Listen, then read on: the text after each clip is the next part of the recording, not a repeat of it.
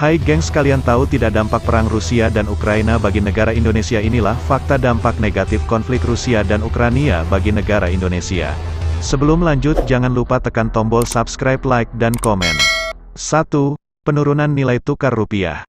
Edi memaparkan bahwa dampak perang akan terasa pada aliran uang yang ada di Indonesia, sehingga, jika perang yang terjadi berlarut-larut dapat menyebabkan nilai tukar rupiah terhadap dolar AS mengalami pelemahan. Ketika dalam kondisi ini, orang juga akan mencari tempat yang aman untuk berinvestasi. Maka dari itu, orang akan cenderung memegang aset yang bersifat safe haven seperti emas dan dolar AS sebagai pilihan untuk berinvestasi. 2. Penurunan pasar modal.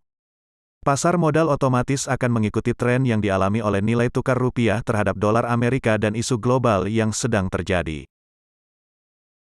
Edi memaparkan bahwa kemungkinan pasar modal Indonesia mengalami sedikit penurunan.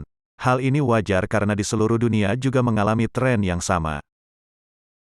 Namun, untuk dana dari investor asing di pasar modal Indonesia masih relatif stabil. 3. Kehilangan pendapatan akibat turunnya ekspor.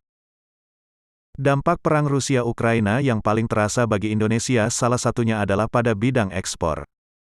Karena perang, Rusia akan terkena embargo perdagangan, sehingga Indonesia tidak dapat melakukan ekspor ke Rusia. 4. Dampak naiknya harga minyak terhadap APBN. Dengan adanya perang Rusia-Ukraina, secara tidak langsung juga berdampak ke anggaran pendapatan dan belanja negara, APBN, Indonesia. Dengan diembargonya Rusia, dapat dipastikan harga minyak akan meroket.